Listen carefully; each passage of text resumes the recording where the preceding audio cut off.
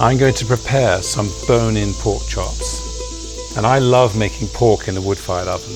With all that heat, they develop a really wonderful caramelized crust and a really delicious flavor. And I'm going to serve them with some roasted potatoes. These are russets that I've peeled and cut into large dice, and I'll toss them with some olive oil and chopped sage. I think fennel goes really well with pork, so I have 4 bulbs that I've quartered and trimmed off some of the tough center. And I will toss them with some olive oil and then braise them with half a cup of vegetable stock, half a cup of hard cider, some thyme and lemon verbena. I have 2 lovely pork chops, and I took them out of the refrigerator about an hour ago to let them come up to temperature. And I'm going to season them with some pepper, salt, and some fennel powder. And then I have a 1/4 cup of Calvados, and that's a really wonderful apple brandy. And that's to add some flavor and a little bit of fun towards the end of cooking. And then I'll serve the pork chops with some slices of apple sautéed in butter and another half cup of hard cider. I've prepared my oven to be 700 degrees Fahrenheit, that's 370 centigrade in the center of the oven floor. And I've placed the fire halfway between the side and the back to give me plenty of room to move the dishes around. And I'm going to use the variable temperature between the fire and the opening to cook all the dishes. So I'll begin by preparing the pork.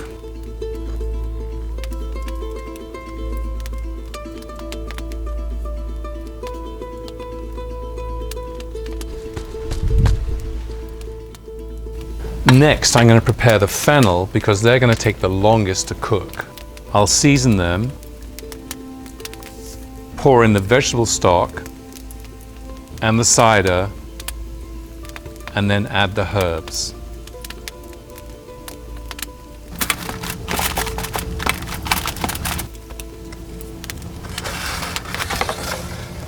I'm going to cook them for 20 to 25 minutes covered, and then roast them for an additional 10 to 15 minutes where the liquid will reduce and the fennel will develop this really wonderful color.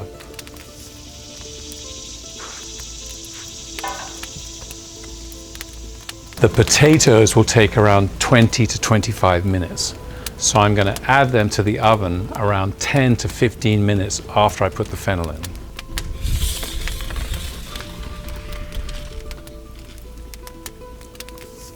If it's more manageable, you can roast the potatoes and fennel first and then keep them warm and then return them to the oven while the pork is resting.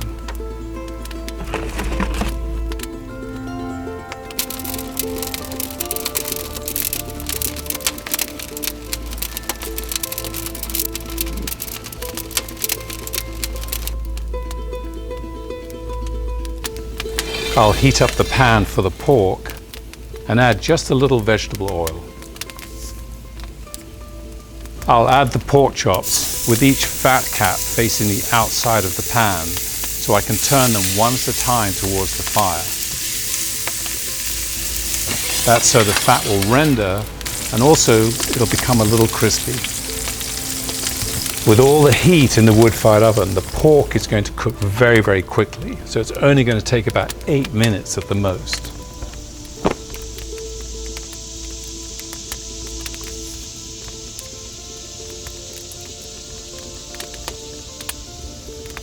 I'm going to rotate the pan to make sure they cook evenly and then turn them over around halfway through.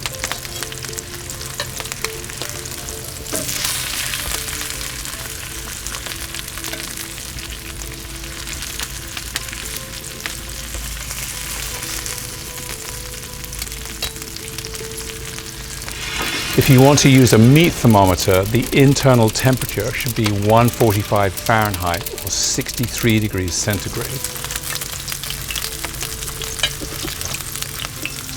Shortly before they're done, I'm going to add the Calvados.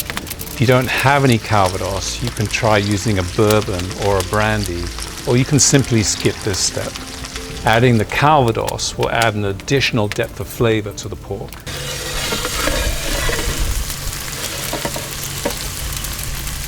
pour in the liquid at arm's length.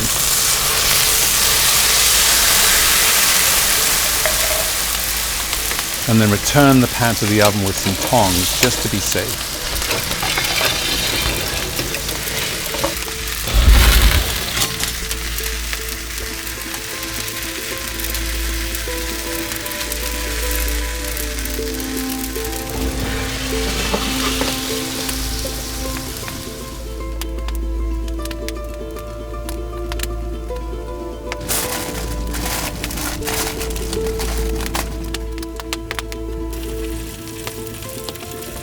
Next, I'll deglaze the pan with the cider, add the butter, and put the pan back in the oven for a minute. Then add the apple slices and baste them with the liquid. Then put them back in the oven for a few minutes until the apples have softened.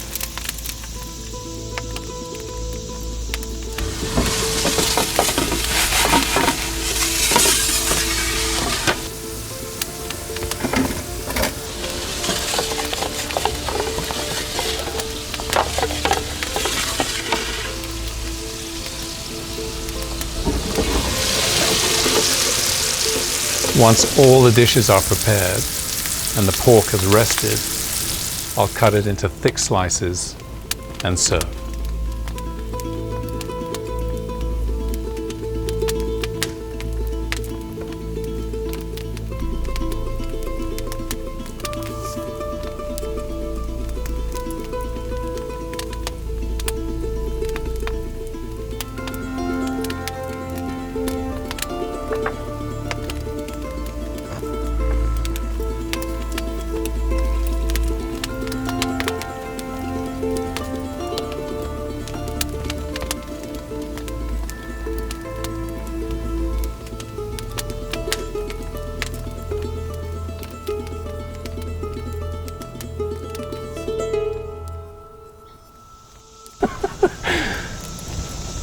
The bone-in part that's funny?